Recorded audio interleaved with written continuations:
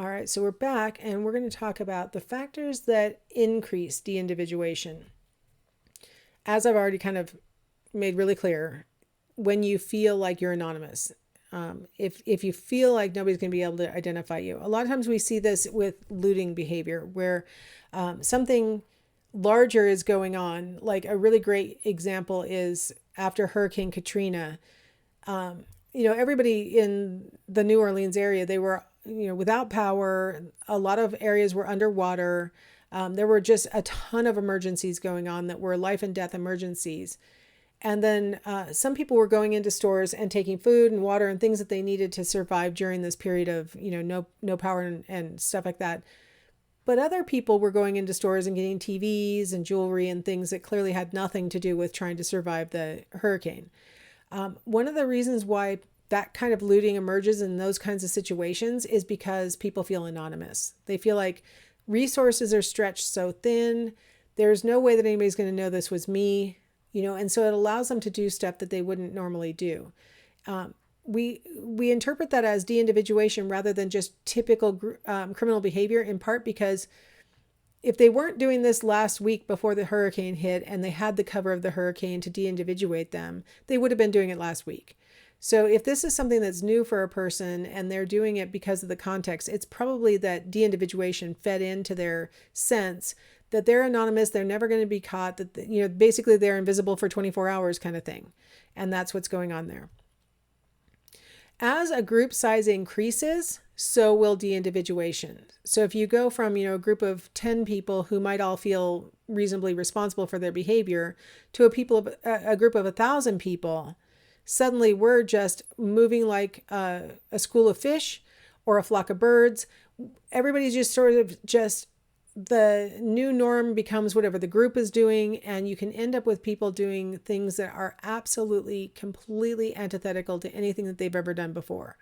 They get swept up with the group, and their limbic system basically kicks in. Their lower level reptilian brain kicks in, and they're no longer thinking consciously.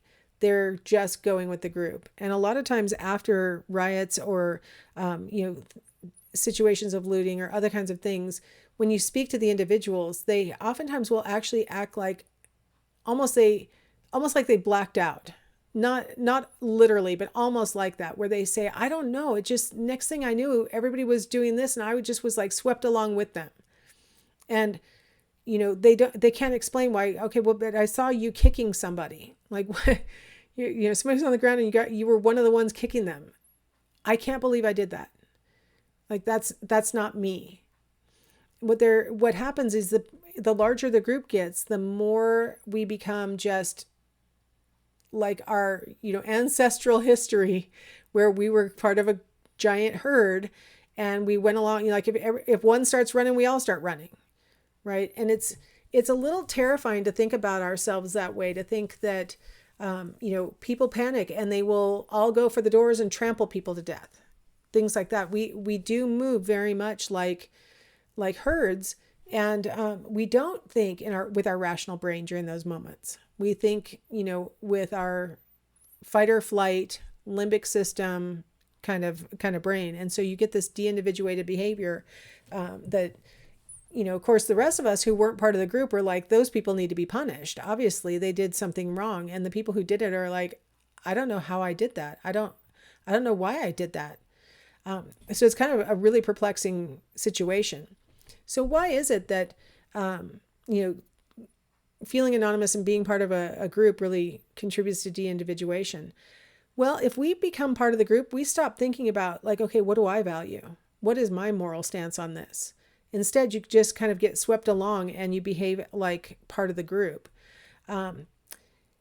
Being in a group might actually, the larger the group, it causes us to think about how we belong to this group, that these people are on the same wavelength as me, and maybe we even blow that up to, larger proportions than is true. We think, oh, these people are in alignment with me and I'm going to act with them because they're acting with me and we're all like together. And the truth is maybe you agree on like 3 things and everything else in the world you disagree on. But we start to identify with that group and we think, well, they're like an extension of me. And that causes us to conform with them. And I'm not saying conform because necessarily, we want to be like them, but more because we're using them for information. So if everybody else is running, they must know what's going on, and I should run too.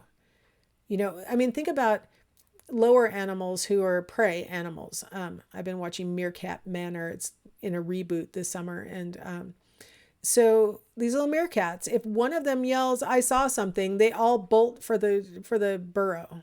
They don't ask questions. What'd you see? Where is it? They just go, okay, let's all get underground and we'll sort this out later.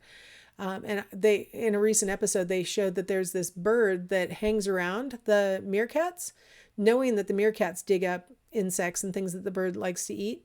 And so the bird will make a very good mimic of a meerkat call, causing them all to go underground, and then the bird can eat whatever they had been in the process of eating before the bird made that call. Pretty smart for the bird. But if you think about us being, millions of years separated from that kind of lifestyle, but, it's in our best interest that if a member of what we perceive to be our group does something, for us to go, I guess I should be doing that too. They must know something. And so we use them as information, and that increases conformity. I wasn't sure if I had written this down. So this has all been pretty negative. So I wanted to give us a couple of positive thoughts on de-individuation. One of them is that de-individuation sometimes can cause us to do things that we should be doing, but that maybe we wouldn't otherwise do if we were alone. Like, for example, if you're in a group of people and they're all singing and you don't feel like you have the greatest singing voice or whatever, you might feel like, oh, who's going to hear me in a group this large? I can go ahead and belt it out. I feel like singing, right? I want to contribute. So maybe you will step out of your comfort zone if there's enough people to kind of cover your own, you feel anonymous. So it'll kind of cover your own shortcomings because there's just so many, right? So that's a positive aspect of de-individuation, that, when you're with a group, I notice that at bars, like people, of course, drinking helps, but being out on a really super crowded dance floor, now I have cover for why I can't dance very well, right? It's like, oh, who will notice that I can't dance well when I'm, wedged in here and I'm kind of pretending to go along with everybody else. A little de-individuation at play there, where it feels like nobody's going to notice me in this giant crowd of dancing people.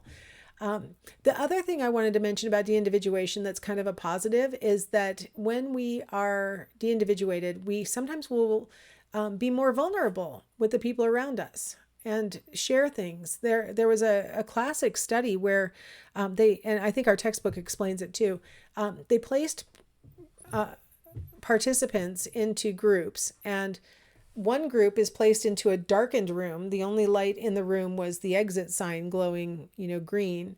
And they're sitting in a circle and they're told, talk about whatever you want. The other group was placed into a normal lighted room and they were told, talk about whatever you want. And the experiment was really, what would they talk about?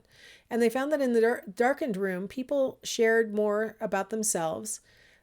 They talked about things that maybe were kind of semi-embarrassing, and they got a lot of support from the other people in the room, verbal support.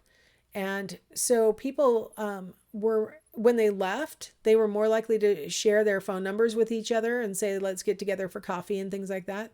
Whereas the group that was in the lighted room, they talked about, who their professor was for psychology this quarter and just like sort of superficial things. None of them exchanged numbers afterwards. They really didn't make friends during the process. Whereas the de-individuated group, the group that was in the dark, they did feel like they made friends in that. I noticed when I first started teaching online a million years ago, I started teaching online in 1998, and there was this backlog of pressure in the state for people who wanted to go on for education, but they didn't have close proximity to a school, or they couldn't fit it into their schedules or whatever. So online really attracted a lot of people who really wanted to learn the content and really wanted to sort of engage with other people. So back then we were using discussion boards for like every topic, and I noticed back then, from about 1998 to about 2005, that the students were really in this online situation. They were sharing information that I never heard shared in real classes that were face-to-face. They would never divulge these things about themselves in public in front of the whole class. Because, when you're online and the discussion board includes everyone, you just divulge this in front of the entire class. But I never saw these kinds of things pop up in a face-to-face class, and I saw them often pop up in online classes. And I also often saw in the last discussion board the students saying, what are your email addresses? Let's stay in touch. And you rarely see people making friends in face-to-face classes these days. People tend to, maybe chit chat, but they don't really become friends through class like we used to in my day, the olden days. So I think that de-individuation of being online can be a positive. Of course, it also can be a negative, and people will be very aggressive online to people on social media and things because they feel anonymous, and they can. And so they'll bully people or troll people and things like that. But in this particular situation with these online classes, it's an opportunity to kind of open up without people judging you first and foremost by how you look. And, there's also this sense of, I may never really see you in real life, so I feel safe saying some stuff to you that I wouldn't say in front of other people. And so you can see some positives coming out of de-individuated circumstances. Of course, in psychology, we've historically been the most interested in why bad things happen when people are feeling de-individuated. So that's where most of the research has focused. So, all right, let's wrap up this basic idea about, just sort of this crowding and stuff like that. So crowding is a term that we specifically use for when, a person feels like there's too many people around me, right? It causes discomfort and stress when a person's experiencing crowding. When you're in a crowd and you're wishing, oh, if I could only just get a little space around me. It could be crowding in your living situation, right? Like being in an apartment versus a single family dwelling, like that. A person in an apartment might feel crowded because they feel like there are too many people around them. So there's lots of situations where that feeling of crowding may emerge. But the key thing is we use this term crowding to refer to that feeling of discomfort and stress that comes from wanting more space. Social density is the term that we use for how many people are in a given space. And you may or may not experience it as unpleasant, even if I might think that that's a lot of people to be in that space, right? You may, after coronavirus, you may have a larger bubble than you used to have. And you might think that this number of people is too many to be in this one room. Whereas, in 2018, you thought this was a perfect number of people to be in this room. Or more people could have fit in this room. You might have felt like that was fine. And so your sense of crowding may have changed as a function of not wanting to be close to strangers or other kinds of things that these neuroses that we've all developed as a function of the coronavirus. So social density is the actual, count of how many people are in the space. Crowding is your sense of whether it feels like too much. So when do people experience the presence of others as crowding? Well, one thing is if it's contributing to sensory overload. If you feel like, there's too much noise or it's too hot or something like that, you're going to see that as crowding a lot more. If you feel out of control in the situation, like one of my worst nightmare situations is to be in a crowd, a group, and start to realize, okay, how would I extricate myself from this? Like, how would I get through here and get out? And that can make you feel really super claustrophobic, right? Because you start to feel like I am trapped until everybody before me gets out of here, right? Like that can be I hope I'm not giving anybody palpitations while I talk about that, because that loss of control can make a person say, yeah, I feel like this is a crowd. You also are more likely to call it crowding if you feel like the reason why you're feeling physiologically aroused is because all these people are around you.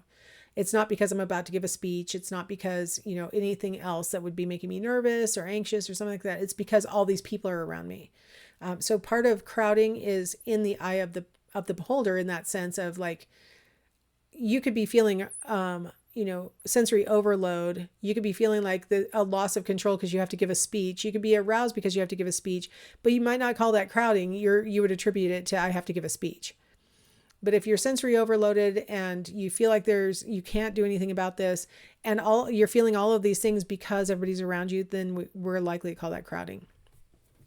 Individualists are much more likely than collectivists to consider a situation to be crowded.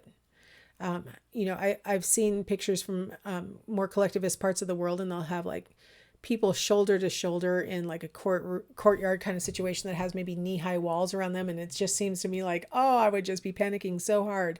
And that's one of those examples of maybe my tendency towards individualism, that, I wouldn't want to be in a crowd like that. Whereas oftentimes these crowds photographs come from places where people have smaller personal space and maybe are used to having more people around them. And so they don't perceive it as crowding. They perceive that level of arousal as like excitement about whatever we're here for, or whatever they're attributing it to. So individualists are more likely to consider a situation crowded than collectivists are.